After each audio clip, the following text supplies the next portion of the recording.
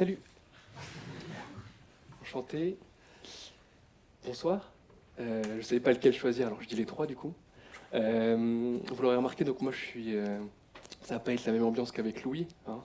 Euh, on va essayer de finir ça en rigolant un peu. Donc je me présente, moi je m'appelle Anthony. Je viens d'HEC.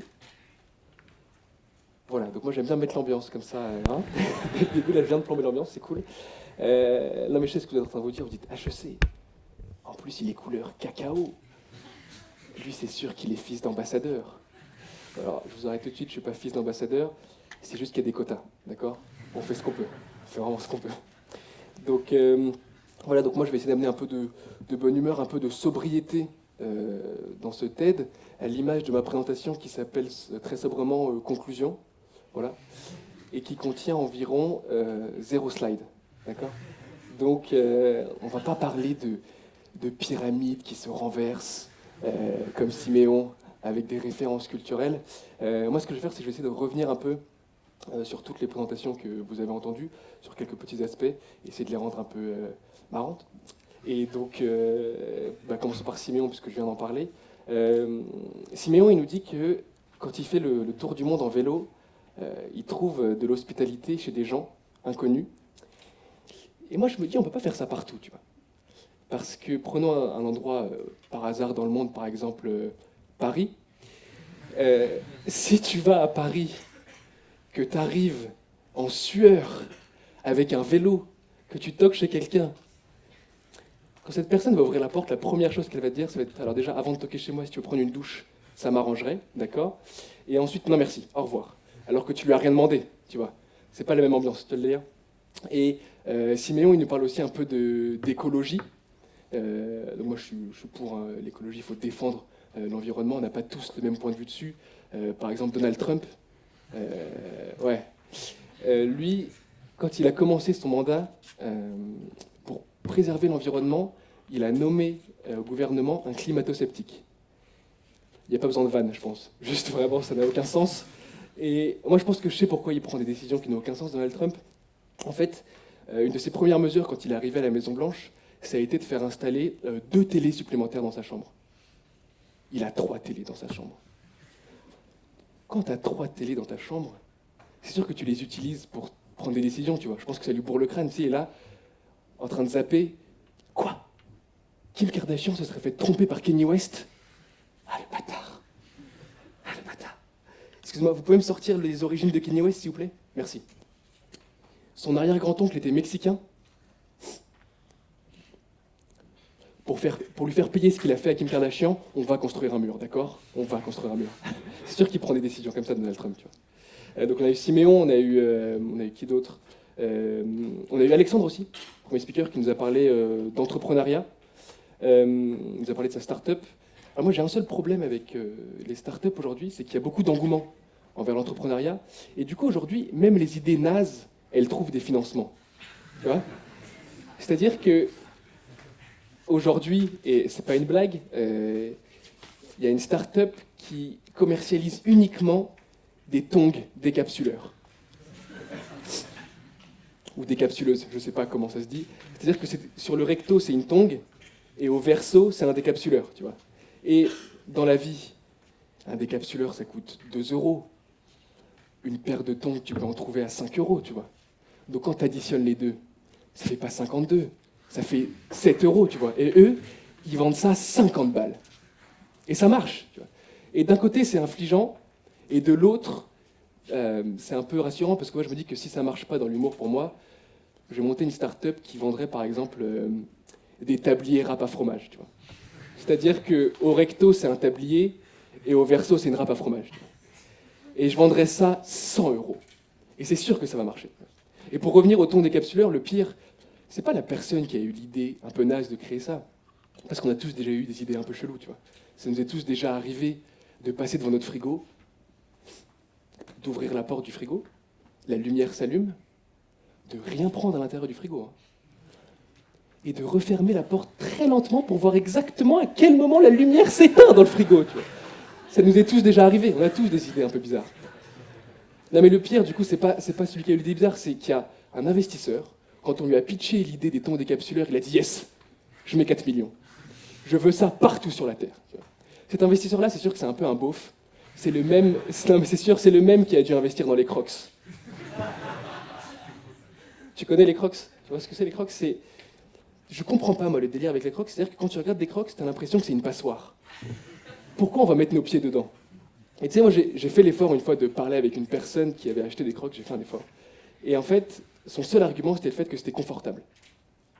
Et cette personne m'a dit, pense à ton confort, achète des Crocs. Et moi, je lui ai dit, toi, pense à mon confort. Quand je regarde tes Crocs, je suis inconfortable, en fait, dans ma vie. C'est-à-dire que la seule fois où j'ai posé les yeux sur ces Crocs, j'ai attrapé une conjonctivite. C'était très rapide. J'ai perdu l'usage de la vue. Très, très rapide. On a eu Delphine aussi. Delphine, c'est très fort, très poignant. Elle raconte qu'elle est arrivée à Pôle emploi à 40 ans. Et elle a su rebondir. Et ça, vraiment, ça montre une force d'esprit que moi, personnellement, je n'ai pas. Parce que moi, personnellement, si j'arrive à Pôle emploi à 40 ans, déjà, je commence par pleurer pendant 4 ans. Et ensuite, je rebondis, tu vois. Mais un petit rebond. C'est-à-dire qu'au bout de 4 ans, je recommence à prendre des douches, tu vois. C'est très très lent comme rebond, très très petit rebond, tu vois. C'est seulement au bout de 7 ans que peut-être je commence à chercher un emploi. Tu vois. Et je pense que pour avoir la force qu'elle a, peut-être que je me mette à courir. Comme elle fait, elle me dit qu'elle court beaucoup. Et moi j'ai un problème avec la course parce qu'en fait, quand je commence à courir, je me pose des questions existentielles sur la vie. Parce que je suis tout seul, je suis en moment de solitude, donc je suis là, je commence à courir. Je suis Anto, enfin, on n'a pas encore trouvé de stage pour l'année prochaine. Et très vite, je m'arrête de courir. Là, j'ai pas envie, parce qu'après, sinon, je vais pleurer. Et quand les gens vont passer, je vais dire non, mais c'est le vent, en fait, c'est le vent, ça n'a rien à voir. Non, c'est pas facile. On a eu Mauricio ensuite. Alors là, Mauricio, moi, j'ai aucune vanne. Est-ce qu'on peut juste l'applaudir, parce que c'était vraiment très fort ce qu'il a fait. Très, très bon, Mauricio. On a eu Louis, juste avant moi. Louis, c'est assez fort, là, c'est un témoignage assez poignant. Et ça me donne envie, moi aussi, de vous faire un témoignage, du coup. J'ai envie de témoigner, de partager un peu ma vie avec vous. Donc il parle du fait qu'il a failli se noyer, et moi aussi j'ai eu des petits problèmes avec la piscine. C'est-à-dire que je me suis cassé une dent à la piscine l'année dernière, je vais vous raconter l'histoire. En fait, je voulais imiter Naruto. Il y a des gens qui connaissent Naruto aussi? Vous connaissez Naruto? Enfin, ceux qui ne connaissent pas, c'est globalement un mec qui court comme ça, d'accord? Il court comme ça, et il va très très vite, d'accord? Et on a un délire avec des potes, on aime bien l'imiter. Du coup, je sors de l'eau et je dis, les gars, vous imaginez si Naruto était avec nous, comment il courrait? Et donc je cours au bord de la piscine, en mode Naruto, d'accord? Tout se passe très bien, on se marre, on rigole, tout se passe très bien. Jusqu'au moment où j'ai la brillante idée de m'arrêter et de me dire, hey, les gars, vous imaginez comment il plongerait Naruto s'il était avec nous? Et je me place comme ça, c'est une histoire vraie, d'accord? Je suis là, en position Naruto de plongeon, finalement. Et comme je suis très bon public, je me fais rire moi-même, tu vois. Et donc je souris, et je plonge, et la tête, la première contre le sol, je me pète une dent. Et quand je ressors de l'eau, il y a une ambiance un peu bizarre, parce que moi je suis assez énervé parce que je viens de me casser une dent, et mes potes, ils me regardent et ils sont... il est juste con, en fait. Il est juste très très con, tu vois. Et donc voilà, moi c'était vraiment mon témoignage poignant. Voilà, j'ai essayé de faire comme Louis, mais je pense que ça n'a pas marché. Et ensuite, on a eu Ilias.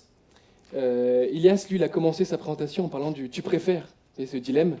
Mais lui, il a un tu préfères assez philosophique. Donc il a pu en faire un TED par la suite. Moi, avec mes potes, c'est pas le même genre de tu préfères. Tu vois? On est là en soirée, tu préfères avoir la même coiffure que Donald Trump ou alors les sourcils de François Fillon? C'est vraiment nos tu préfères, tu vois. C'est pas le même délire. D'un côté, t'as une coiffure, quand il y a du vent, t'as peur que tes cheveux y partent. Et de l'autre, t'as des sourcils tellement larges, on dirait un paillasson, tu vois. C'est pas le même délire, on peut pas en faire un TED, tu vois. Et Ilias, il parle du fait qu'il faut être passionné aussi pour réussir sa vie, et ça résonne un peu en moi. Du coup, je vais me présenter un peu plus en profondeur là, j'en profiter. Donc ouais, moi je viens d'HEC, une école de commerce, HEC Paris officiellement. Officieusement, en fait, c'est HEC Jouy-en-Josas. Je sais pas s'il y a des gens qui connaissent Jouy-en-Josas ici? Non. Ok, c'est globalement une ville où il y a HEC et un Auchan. Donc en fait, si t'es pas étudiant et que t'as pas besoin de faire tes courses, c'est pas une ville pour toi, d'accord? Passe ton chemin. Donc voilà, je suis dans cette école-là. Donc c'est une école de commerce. Rien à voir avec votre école d'ingénieur, parce que vous, bah, vous avez des compétences techniques. Enfin, vous vous y connaissez en chaussée et en voirie, c'est ça? C'est ça, non? Vous connaissez, voilà, vous avez des compétences techniques. Vous comprenez quand je parle ou... Non, parce que sinon je peux parler en dialecte africain, mais ça va pas être le même délire là. Ça va pas passer, ça va pas être la même ambiance. Non, mais du coup, au moins en théorie, vous avez ce genre de compétences techniques, alors que moi, même en théorie, j'ai aucune compétence. D'accord? C'est-à-dire que moi, entre mes cours, enfin, je ne comprends pas tous les intitulés de mes cours, entre business, performance, management et supply chain, operation, management, c'est très dur de s'y retrouver. Du coup, je me suis spécialisé dans le stand-up. Au moins, je comprends ce que ça veut dire. Je comprends un peu le principe de l'humour. Et donc, j'ai commencé le stand-up en septembre dernier, mais ça fait depuis plus longtemps que je pratique un peu l'humour. J'ai une sorte de déclic, on va dire, en seconde. J'ai publié sur Facebook une vidéo de 10 secondes la veille d'un DST de SVT. Et ce jour-là, j'avais eu plus d'une centaine de likes en très peu de temps et 80 commentaires avec des LOL, XD, XPTDR, PTDR, XDDDDDDDD. C'est ce genre de commentaires où tu les vois aujourd'hui, t'as pitié pour l'humanité. Donc voilà, j'avais publié cette vidéo et ça avait bien marché. Et, parce que moi, 100 likes, pour moi, c'était énorme à cette époque. À cette époque, moi, sur ma photo de profil, j'avais environ 3 likes. Tu vois, et un commentaire de ma grand-mère, tu vois, parce qu'elle ne savait pas qu'on m'envoyait un message privé. Donc, dans ma tête, je me suis dit, ok, vas-y, viens, on crée une chaîne YouTube. Et pour moi, je me suis dit que ça allait marcher. Tu vois. Je me suis dit que comme Norman, Cyprien, Squeezie, Mister V, j'allais avoir des millions d'abonnés. J'ai créé ma chaîne. 3 ans après, j'avais 12 abonnés. Parce que j'avais créé 12 comptes YouTube factices pour m'abonner à ma chaîne, d'accord? Du coup, ça marchait pas du tout YouTube pour moi. En fait, ma première vidéo, c'est pas une blague, ma première vidéo, c'était une vidéo qui s'appelait Le Ridicule. Et c'était globalement une vidéo de moi, plein de photos de moi, ridicule. Voilà. C'était un PowerPoint gênant de moi. Et je l'ai fait de mon plein gré. Hein. C'est-à-dire que j'avais pas perdu un pour combien, on n'avait pas fait un tu préfères avant avec Ilias. Vraiment, j'avais fait ça de mon plein gré. Et moi, donc après la terminale, je voulais me lancer dans le stand-up. Et donc, j'ai dit à mes parents, voilà, après le bac, je fais du stand-up toute ma vie. Et ils m'ont dit, non, tu vas faire des études. Et moi, dans un élan contestataire et de rébellion, j'ai dit, ok. Et du coup, j'ai fait 2 ans de prépa et j'ai atterri à HEC. Et quand j'ai dit à mes parents que malgré HEC, je voulais quand même faire des blagues, ben ils m'ont déshérité. C'était très rapide. Tu vas encore faire des blagues? Allez, viens, on va chez le notaire, on va signer des papiers. Allez, viens. Du coup, je n'ai plus d'héritage. Très rapide. Et là, récemment, il y a 3 jours, ma mère, elle a eu un déclic, je ne sais pas pourquoi. On était en train de dîner, elle m'a regardé, elle m'a fait fiston, on paye 15 000 € l'année pour que tu étudies à HEC. Donc pour les 3 ans, ça fait 45 000 €. Est-ce que tu as pris des cours de blague à HEC? Non? Tu nous dois 45 000 €. Maintenant, tout de suite, 45 000 €. Et du coup, malgré ça, je fais quand même du stand-up. Donc je vous disais, ouais, j'ai commencé en septembre. Et je joue dans un bar qui s'appelle le Panama Café. Donc c'est un bar à Paris. Donc je joue là-bas très simplement parce que c'est la seule scène qui m'accepte en fait. Et pour ceux qui ne connaissent pas, en fait, c'est une scène ouverte. Donc c'est-à-dire qu'il y a non seulement des artistes pas connus comme moi qui peuvent y jouer, mais il y a aussi des artistes très connus qui peuvent y jouer. Comme Norman, Farid, Roman Fressinet. Et il y a Gad Elmaleh aussi qui y joue. Et tu sais, moi, quand j'y suis, j'ai pas envie de passer pour la groupie. J'ai pas envie de demander des photos, de faire le mec un peu excité, de faire le fan, parce que en soi, quand on se rencontre là-bas, moi, je la rencontre sur leur lieu de travail, tu vois. Donc quand on est là-bas, on est un peu entre collègues, tu vois. Même si j'ai conscience que je suis débutant dans l'humour et que moi, je suis comparable un peu à une blague de Toto, tu vois, dans l'humour. Je suis très très faible dans l'humour. Et du coup, moi, ça m'est arrivé de croiser Gad Elmaleh. Et le jour où il a posé le regard sur moi, comme je voulais pas le faire le mec hyper excité, j'étais hyper calme, tu vois. Genre, il pose le regard sur moi et je suis là, je fais... Salut mec. Et je lui ai dit salut mec. Comme si c'était un pote avec qui on avait grandi au bled en bas des blocs, tu vois. C'est juste parce que j'ai paniqué en fait. Et du coup, je joue là-bas et c'est vraiment une scène qui me permet de tester des sketchs et c'est vraiment une bonne ambiance. Donc on peut rencontrer des artistes assez connus là-bas. Donc tout ça pour dire que pour moi le stand-up ça a été un déclic, ça a été un peu un grand réveil. Voilà, même s'il n'y a pas de slide, j'essaie de faire des efforts. Et je pense qu'on en a tous besoin aujourd'hui, surtout de la société dans laquelle on vit. Tu vois, je pense que c'est facile de se laisser asphyxier un peu par les médias et par les réseaux sociaux. Et je pense qu'à trop vouloir nous faire rêver, on peut ne plus savoir comment apprécier la réalité. Donc c'est très important de trouver quelque chose qu'on aime, une passion, des choses pour lesquelles se battre. Et donc moi, si j'avais juste une seule chose que j'aimerais que vous reteniez finalement de ma prestation aujourd'hui, si j'avais un seul message à vous faire passer, ce serait le suivant. N'essayez pas d'imiter Naruto autour d'une piscine, d'accord? Vous vous réveillerez avec une dent en moins. C'est pas super sympa comme grand réveil. Merci beaucoup.